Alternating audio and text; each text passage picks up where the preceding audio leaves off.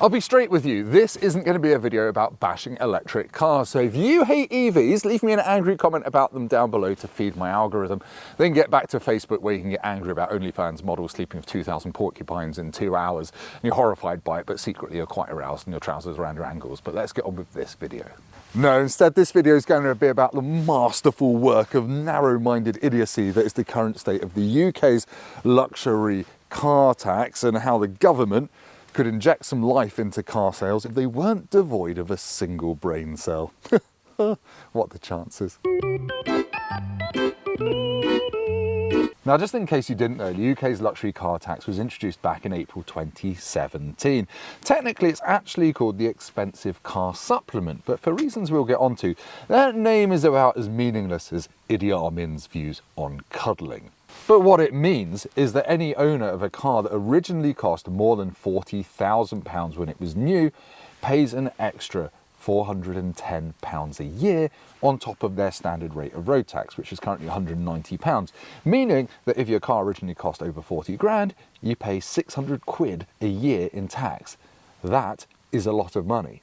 Now, you don't pay that £600 a year tax forever. It's only for the first 6 years of a car's life. But the 40 grand limit does include optional extras. So if you stacked your car up with optional extras, even if it was under 40 grand and that took it over, you're going to get hit with this £600 a year tax. And also, it doesn't include any dealer discounts. It's based on the manufacturer's list price. So if your dealer gave you a sneaky 2 grand off to get it under 40 grand, I'm afraid you're scuppered. But most importantly, up until now, this has never applied to electric cars. When it was announced in April 2017, £40,000 was quite a lot of money for a car. So I think people mostly thought, well, fair dues. Rich people that can afford 40 grand cars won't mind paying 600 quid a month tax.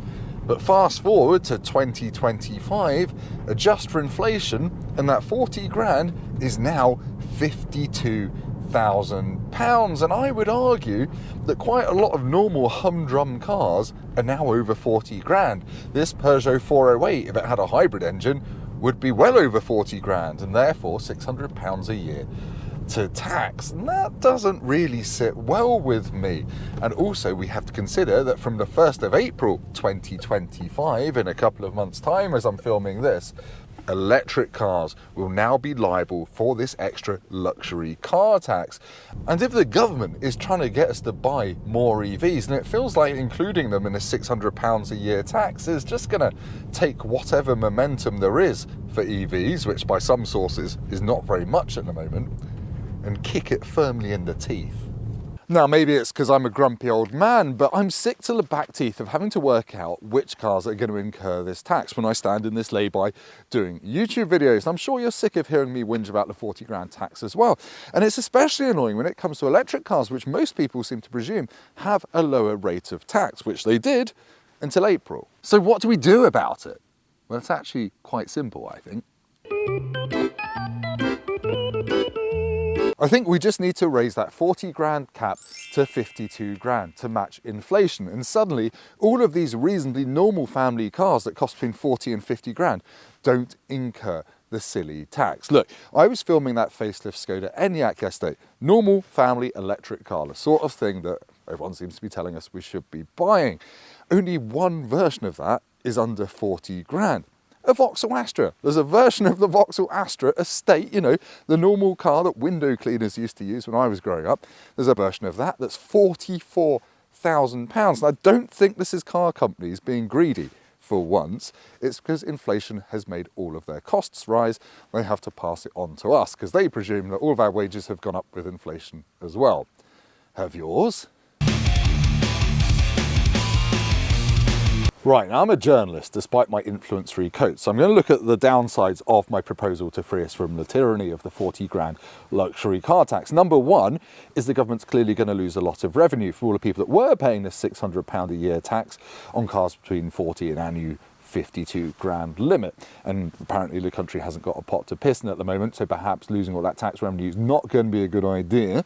Second downside to this plan, car manufacturers have been trying to keep versions of their cars under 40 grand to avoid this, to make them more, well, just more enticing to buyers.